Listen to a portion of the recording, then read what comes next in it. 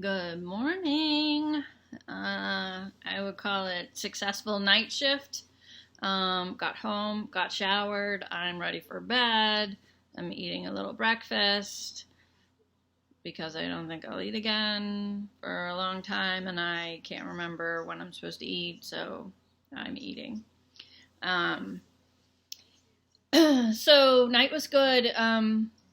Got three additional nurses from Pittsburgh, and there's a fourth, but he traveled differently, so he's in the process of switching days to nights. So he wasn't with us last night, but he'll be with us tonight.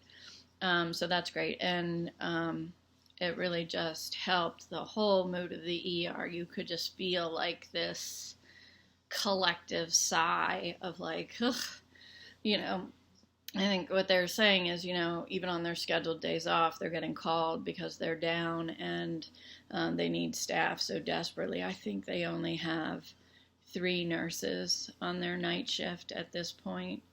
And now they're converted essentially into a 16-bed ICU still open for ER walk-ins. So beyond swamped was just kind of where they were at. So we just got there and all was like, give me the patient, I'll take that one, I'll take that one, I'll take that one. And I did not have any computer access at all. Spent some time on the phone with the help desk, got nowhere. So it was fine. I was paired up with one of the nurses there, and I worked with one nurse until midnight, and then his relief came in. I worked with the other guy from midnight to 7:30-ish. And they were thrilled just to be able to catch their breath. And, they did all the chart reviews and med lists and whatever. And then I just did all the tasks and mixed all the meds and pushed all the meds and changed everything I needed to change and weaned everything off that it needed to wean off, and got everything settled and sorted. And the nurses from Pittsburgh are very much the same way. There's definitely a style depending on your nursing background. So we were like, oh, I need it organized. So lines were labeled, counters were cleared, all of the catch-up work was done because we had enough staff that they were able to sort of get everything more organized. And they chart a lot differently in the ER. So it's interesting because even though they're considered housing ICU patients, they're not charting on their ICU network or charting system. They're using ER charting, which it's not really set up like that. And then you have all these ICU residents coming to these patients, and they have the expectation of the charting that you see in the ICU, and it's not. It's an ER format because they were ER nurses there staffing that unit. So,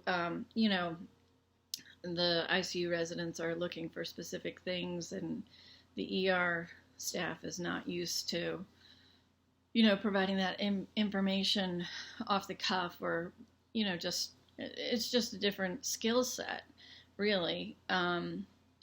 It's really interesting because it's considered ICU now, because their ICU is completely full.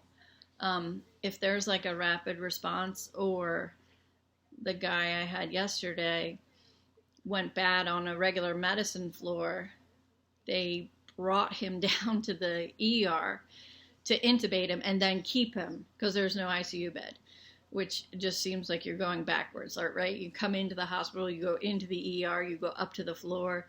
If you get worse, you go up to the ICU, back to the floor, and then you go home. But they're going into the ER. At that point, they had a medicine bed, and he wasn't as sick, so he went there and then continued to decline and then came back to the ER and now lives in the ER.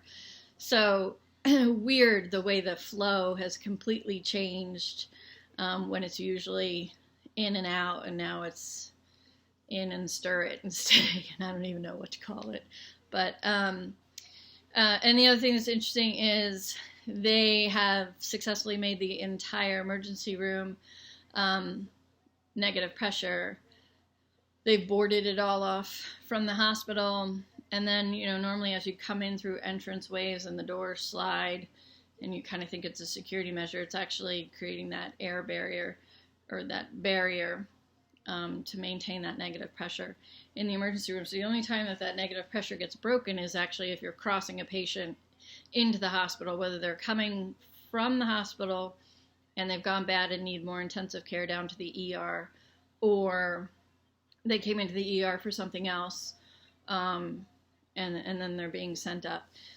I heard them say, and I absolutely do not know what their numbers are. I don't have a source at all other than one of the nurses sitting there today said their census is just shy of 240 patients and less than 10 are negative COVID. Everybody else is either positive or PUI, like being evaluated for COVID. So like really dramatic numbers. And I know that ER is hurting. One of their nurses is in a different hospital in ICU. They weren't sure. She was intubated, thought she was, others thought she wasn't, what have you. But the stress that puts on that work family on top of what they're dealing with is a lot. So anyhow, last night was a good experience, and you could just feel, like this just ability to breathe again and know that there was some relief and some of that stress was taken off of them. And so that's kind of it. That's all I have to share this morning. Back at it again tonight, and keep on pushing through. So, and hopefully, this 2 weeks that I'm here just gives their staff an opportunity to, breathe and, just take the edge. And hopefully at the same time, the curve is flattening and the volume isn't there, or their acuity will lower, or their ICU will get room and they'll start to send patients up in a normal progression or flow. But anyhow, we continue, and these patients are really sick, and everyone's working really hard from all disciplines, housekeeping, the techs, everybody, and even just like their ORs are closed, so their OR nurses have been reassigned, but some of them have never been anywhere else other than the OR. Their patients never talk to them, and they're not responsible for doing any of those things. Like the anesthesiologist or the CRNA might manage the drips or whatever is going on, or pumps and things that are flowing during a surgical procedure. So the skill set is completely different. So they're feeling awkward and uncomfortable, and they've been put there and really don't feel like they have a place amongst these really, really high acuity patients. And so I feel for them too, because everyone wants to feel useful, yet you want to feel comfortable and not be overwhelmed, and fear that you're going to do something wrong. So it's just unfortunate. It's tough all around. So I'm glad we're here. I'm glad we're working. We'll continue to work and do our share. So I'm off to bed, because clearly I'm a rambler, and I will catch you all later.